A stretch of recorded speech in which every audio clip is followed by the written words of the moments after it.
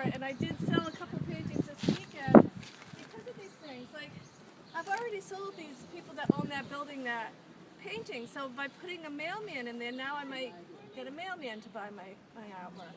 Or a person walking by with a carriage, or a person walking their dog. It's a good thing to know.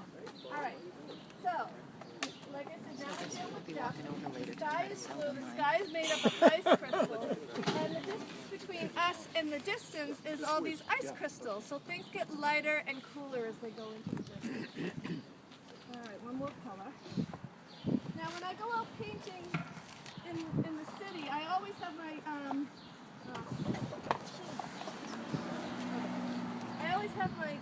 palette set up before I go, so all I have to do is get going. Now this is great because I can put three canvases in here, and I can just whip them out. And when you paint outside, it's better to plan on doing more than one painting, because the first one kind of gets your juices going, and the second one you're more apt to have your eyes open and be willing to see what size is that? 9 by 12? That's better. That's one 8 by 10. I brought another one if you want. I have an 8 by 12. I don't have an 8 by 10. I have some. But I think they're too small. This is what you have to deal with. And I remember painting the Adams houses in Quincy one time, and I stood at a stoplight and I caught so much fumes that day. So these are really things that you have to think about, and they come with experience. So when I bring this up here, I match it to the size of my canvas, so I'm not painting through a square, I'm looking through a rectangle like my canvas. And I bring this forward, backwards, and straight up and down until I find something that I like. Now these shadows that are coming in the foreground are really interesting. They're leading my eye into the scene. You can see them coming here, and then the shadows crossing the street over there are bringing you to that tree that will bring you into that distance there. So I'm thinking about the whole, the composition, the color and the light, the values, all at the same time, which takes practice. So you have to come out here and do this a lot. Now, I see a lot of, it's almost like a pinkish, bluish green. So I'm going to start with putting my No, it doesn't look as hard. No, I know. It's way too dark. It's a real high key painting today. So I'm going to put it here. And I'm going to take most of it off. I still think it's hard. So just putting a little bit more turb on my paper towel will get me there quickly. Now, if I tone these in the beginning, that's all right, because it's never bad with red, but this takes you 2 seconds to do, and it's going to really match with what you're doing. Now, when I jiggle my eyes back and forth, doesn't this color seem off a little bit with what's going on there? So I just want to take a little bit more off. Do you pick that color because it's the opposite on the color wheel, the bright blue? Yes, that's one way of looking at it. I like to pick this color because it warms up my painting without any effort, and as beginners we tend to paint on the cool side. So it really works for me to start with this red. So that feels a little bit better, and it was too dark before, and it might even be too dark now. So there, this feels a little bit better. It's a lot warmer than what I'm seeing out there. What I'm looking at right now is very cool, but I think as the sun comes up a little bit more, it's going to warm it up. So I encourage you to take a picture before, in the middle, and after your painting too, so you have that reference, so you can come back to it afterwards, because things change very fast outside. So this is where your discipline is really going to come in handy. All that work that we did over the winter is really going to help you today. So again, don't do as I do. These are all my colors from yesterday. So what was the color harmony yesterday? It was definitely blue and orange. Okay. So, well, pink, when I think pink, I think orange. So you're right there. All right, so I'm just going to take my blue and orange, or pink and green, whatever. It doesn't really matter. I'm just taking a dark color right now. Now I'm taking my cool color, which I did dip it in my warm color, so don't see that. All right, and I'm just going to quickly get this in. Now, because of my experience, I know that this is going to be very interesting here. So I'm putting in the tree, which is really my center of interest here first. And And then I'm finding where halfway is, and this is really important because you're going to make the house too big if you don't. So I'm seeing that the middle part of that house, right above the doors, comes halfway. It's going to be in your foreground. And then the road comes about here. So I'm finding the simple landscapes first, the simple landmarks first. And then I'm going in for the difficult things afterwards. So I've got the tree in. I know I want this much space over here. So I see that the house starts about this much to the right of this tree here. And if I do this with my brush, I see that this is where the green ends over here. Make sure this is in the right place every time. And the green comes up over here. So I'm using my brush to lay it out on my square where everything falls. Now I'm seeing that the top of the building does this here. Now in order to find perspective, it's good to have some knowledge of perspective, but if you don't, what I try to do is bring my brush down. I try to emulate that slant. Now you'll see anything that we're on the same plane as that house. We're not on a hill, we're on a flat plane. So when I look out through my eyes and put my brush right in front of it, everything is eye level. So that means that everything at eye level is level. It's not going uphill, it's not going downhill. So if I was standing at that door, because we're on a plane, I have to walk into that door. So it means that if the door is, say, here, I'm at eye level. Eye level is level, so I want to find out where that is, which is right here. So everything at this point is going to be level. So I have to make sure that I can walk in that door. So my head is going to be here, and my feet are going to be somewhere over here. Okay? So everything below eye level starts to turn. So everything above level on this side is going up. Everything on below eye level on this side is kind of fading down. Oh, okay. So the vanishing point's going that way. Distractions are hard. It's not for You see everybody. that? It's Yeah, just now I see what you're doing. as I started That's to one think. point. Well, that, I think, it's all, whoops. I said, this really separates the men from the boys, No, and but there's actually the other nobody point's there going that except way. for You're me right. freezing my There's ass one off. point that way, one point that So way. So it is 2 disappointed. points. She's All right, only so showing now us I the want 1 to find point out right where the now. corner of this Well, house one is, side, yeah. which is That looks so easy, doesn't it? halfway is right where that middle window is, with the squares, and then there's a door, and then there's another one. So it's about here. And then the direction of the building goes the other way, like that, in perspective. So Yeah, everything she's here got is going to be simplified. level, because that's eye level. So this doesn't go up quite that much. Okay, and then here's the she's building drawing her here. lines I want to find out to what the is vanishing halfway point. in this building. Oh, that's I'm going to make a Yeah, square that's and then what just cut it in half like And this. then the X for And then whatever comes here is halfway from that square. Okay, so if I look at this house,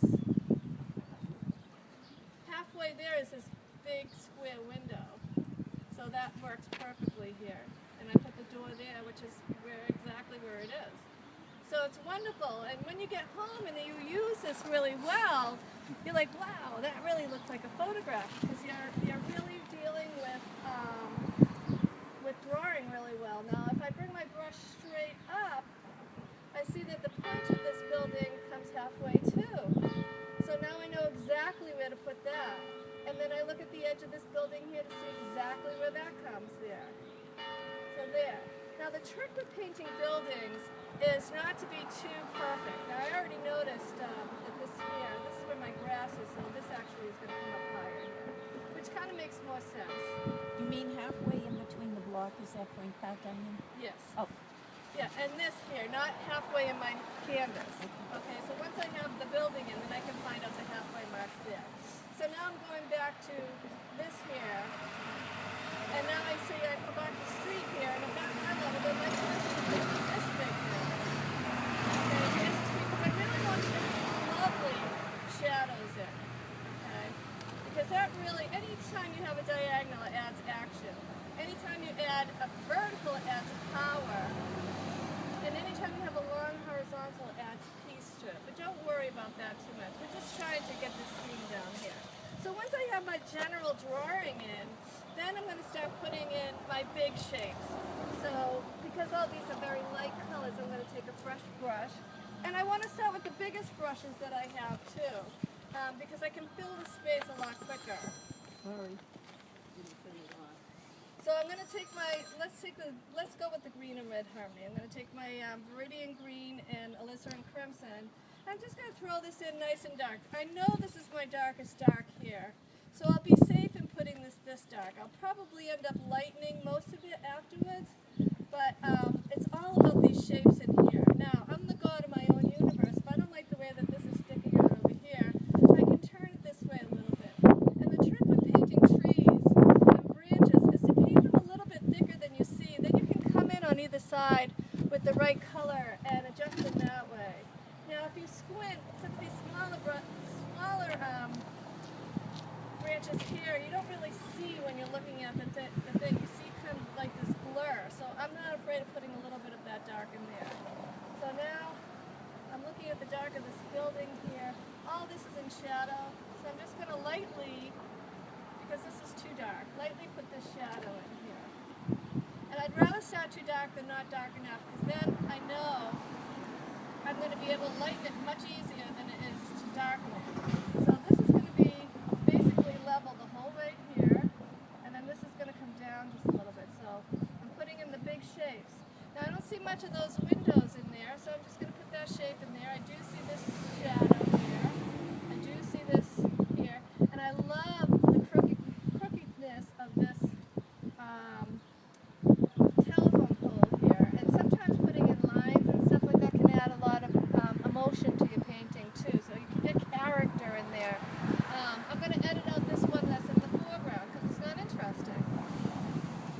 But I might use it as, I might put it in to just tell my eye exactly what is around there so I can measure by it, and then I'll take it out. So here's my grass, and here's my, I'm going to add a little white to this red and green. And because the shadow is in the foreground, I'm going to add a little bit more of the red than the green of the two. And you see how pretty this color is here? So it's a red and green harmony. I'm using this in here, and now I can use it back here. And I can add a little bit more white to the same value as the shadow goes into the distance. And look at how this is kind of bringing you in here. This is all leading you up here and into this beautiful scene where those trees are. Now I have this lovely violet, red and green violet on my brush. Now I'm going to add a little more green to it now because it's going into the distance. And I'm going to try to get this value better here. So by making this too dark, now I can kind of put my windows in by working this other color around it. And I'm not going to worry about that telephone pole right now. Now nobody's going to know when you leave here whether those windows are exactly right or not. So just kind of put them in and don't worry too much about it. When it comes to architecture, you really want to keep it less than perfect, because the second you start making it perfect, then you have to make the whole damn thing perfect, and that's going to take all your time.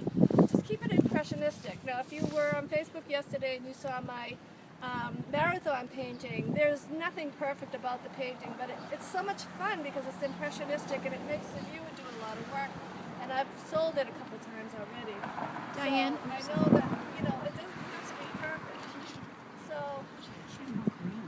putting this in here, I'm squinting like my life depended on it. Now, in order to see how dark or light this is, I'm going to stare at the darkness of here and bring my eye over to it. So do that for a second. Just stare at this and try to see how light that is with your peripheral vision. Now you see I have to go even lighter over here. But I don't have enough information yet to worry about that. So my goal is to fill the canvas in the first half hour, and then I'll adjust it afterwards. But I know that this is my darkest dark, and it's my center of interest. So I really want to keep referring all my darks and lights to this tree, and I'll be okay. That lighter color, how did you get the lighter lilac, the lighter This purple? one here, What did you? it's still my cool red and green, but I just added white to it. So you'll find that you use a lot more white outside because you're dealing with distance. Okay. And white lightens and it takes the color away, which is what you want to do to create distance, the illusion of distance in your paintings. So where it does take color away. When you paint something outside, you want your bright colors in the foreground and your dull colors in the background. So white dulls your colors down, so it really works. Okay? So we had alizarin and alizarin and viridian, but I put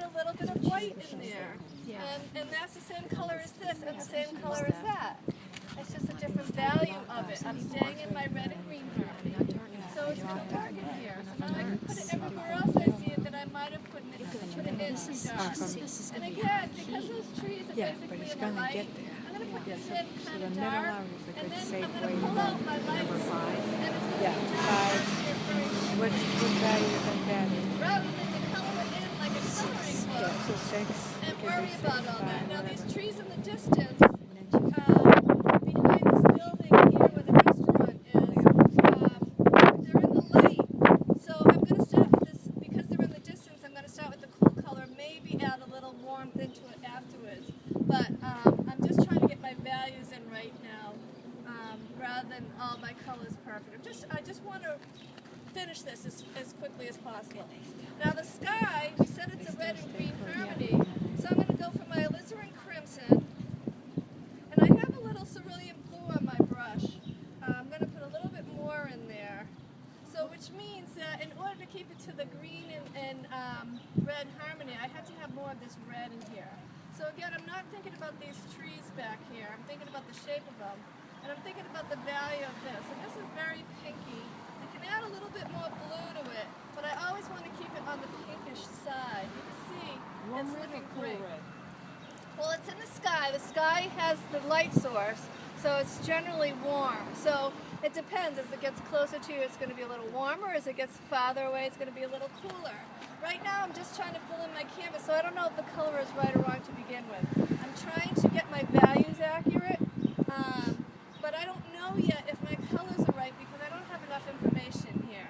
Now, because we said that it's not quite a red-green, it's almost a bluish orange too, I can add a little of my cerulean blue. And I find that in this part of the world, I always like to start with the cerulean blue. It's a warm blue, and what is happening is the sky is getting a lot of the warm tones of the earth radiating back into it, so you do see some warmth in there. So the cerulean blue, you're never going to be really badly off if you start with that. Plus it's such a weak color, it's easy to change if it's not right.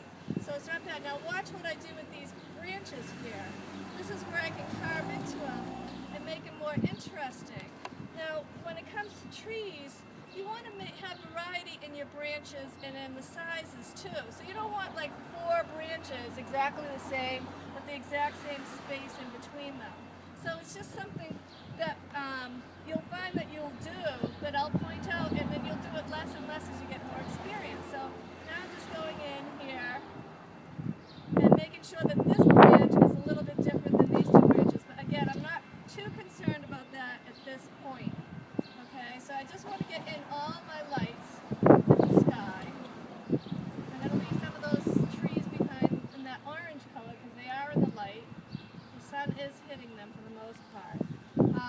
So the sky, when you're painting outside, there's never any absolutes in art. There's always a generalization. And generally, the sky is the lightest thing when you paint outside because that's where your light source is. Then the second lightest plane is the ground because the light is hitting the ground and it's taking on a lot of that light full strength. So when I look at this street and I'm trying to figure out the right color for it, I might start with my sky color, which is the alizarin crimson and the cerulean blue. And I might add some of my warmth to it, which is my yellow ochre and my cad red medium. But I want to make sure it's a little bit darker than the sky. So I'm going to test it here. And that's 2 blue. So the opposite of blue is orange. So I'm going to add a little orange to this. And I'm blending my color really into my puddle here, so there's no streaks of color. Now when I put it there, it's better. Now I feel like I need a little more yellow to it. So when I put a color down, I just don't put it down and leave it there. I think about it. And this feels pretty good right now. It's a little darker than that. I have a feeling I'm going to have to lighten my sky a little too. And then I'm just going to put this in. And now I can leave some of that orange behind too, because the orange is a warm color. And now I can pick through some of this value in the shadow too. And now this, as it comes closer to me, I'm going to get a little warmer, so I'm going to lose a little of that blue and yellow and go for more of my orange and have the sidewalk coming over here. And see go in and out of my shadow, and it looks very impressionistic and fun. I don't want to make it perfect. I don't want to see the edges of my shadow. When we look at that shadow, we see sharp edges, but shadows need to be soft. Ask yourself what is the hardest edge in that painting, and then you have to decide everything else is softer compared to that too. So this tree really has a light and a dark next to it. It's my center of interest, and everything is leading up to this tree. So my sharpest edge has to be there. So even though we see a hard edge here, we don't want to paint it that way. So now I'm going for the grass, because that's the next warmest thing here, the next darkest thing. So I'm going to start with my warm green, which is yellow ochre, and that's not blue enough. So I'm going to add a little bit of, it's not green enough, so I'm going to add a little of my blue in there, and it's almost perfect. I might add a little bit more cad yellow deep to it too. In the spring you'll see that the colors are a little bit more vibrant in the grass and stuff, so you just want to be aware of it. But again, this is close enough right now, so I'm just going to put it in. And when I bring my brush over to the edge of the grass, I see it comes way over here. So I brought it up and I set it plumb with the building, and I said, alright, that comes all the way over here. Which I kind of like, because now, and because I drew in my drawing fairly accurately, I like the way that this curve is coming around here. Instead of stop the viewer's eye from going off the page. Yeah, I like the curve. So I'm putting this beautiful green as my warm green. And there's another way of going in there and carving away some of that shadow in there. I can always go back in there later. Now I have green on my brush, and it's a warm green, so where can I use it? So I'm going to look for places that are hit by the sun that has green in it and try it there. It's too light there. I do kind of see it in these pear trees. So I'm just going to, and I'm using a nice long flat brush in this case. I love this brush. It acts like a big brush, but you can get small detail in it too. So I'm just going to put this in here because this tree here is in the light and the shadows in the background, and I know what's going to happen. The sun is moving that way. As you get to paint outside, you kind of get an understanding of what is going to happen out there, which is another reason why you have to be out here all the time so you can get a feel. And right now it's starting to warm up too, so now we can start peeling off some of our layers. So I'm just going to place this down. I don't see it everywhere, but I almost feel the color more than I see it. Like this really pretty greenish tone here. So it's not going to hurt for me to put it there. Then I'll have it there later. I didn't mix it special. It's here. I might as well use it. So there we go. So now I'm looking here, and the next lightest color is the building and the pear trees. So now I can slowly start working into that. Again, I want to make it a little bit darker than I think it is. So now I'm going into the same color that I used down here, which I feel needs to even be lighter down here. So let's go for it. And I might start putting in some of my house. Now this is how I love to be very loose when I'm putting in my architecture. I don't want it to be perfect. The second I go perfect, it's the second I have to make the whole thing perfect. So this is a little bit too dark, but that's good because then I'll be able to come back with even more light, and it'll keep my edges on the soft side too. So now I can start going into some of this pear tree too. Just by blending up on my canvas, I'm getting this real nice feeling of the light hitting it. That green is coming through, and I don't have to go back and put it back in there. Now the reason I chose this scene too is because the trees are hiding a lot of the detail in the building, which is going to make it that much easier for you to paint. So it's not all about the detail that's at the building, but it's these lovely trees that are hiding it and giving you your artistic license to go in there and make this very interesting. So I'm just putting this in everywhere. The top of that roof there is a slant, so your slants are the next darkest thing. So you have the sky is the lightest, the flat plane is the second, the third is the slant. So that roof has to be darker than the street. So I can just add a little bit more of my red and green together, my warm red and green. And because it's in the distance, I'm going to add a little of my warm blue to it with just the right amount of white. Put that roof in there. And that doesn't feel bad at all. Of course, I don't have enough information. It doesn't, so I'm not going to keep going on it, but I want to fill my canvas. So I have this warmish color on my brush now, another different color. So where else can I use it? Can I use it in these branches in the distance? Certainly. It's in harmony, so it's going to work. It just has to be the right value.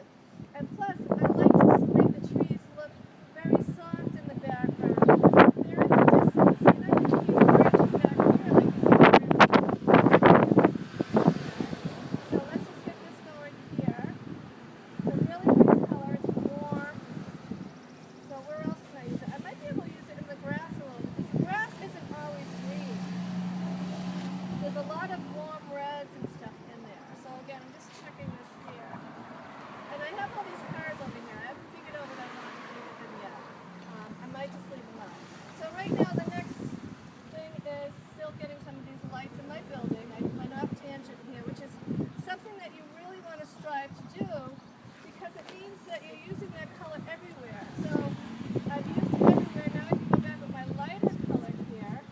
And this is a white building. And I never use white right out of the tube. And because this is a red and green harmony, I'm using a lot of cad red medium and just a little bit of cad yellow deep in there to warm that up. Right now it's a little too pink. I'm going to add a little bit more yellow. So here, you can see it kind of coming out of the fog here. Now if I had painted this like a coloring book, I would have had to paint each of these window paint panels separately. But now I kind of have an idea of where they're going, and I can make these sort of patterns with it, and it's going to look very accurate, and I'm giving the viewer some work to do, which is going to make them more excited about staying here and looking at my painting. So I can pull out some of the lights that I see behind the mountain, behind the trees. Look at that.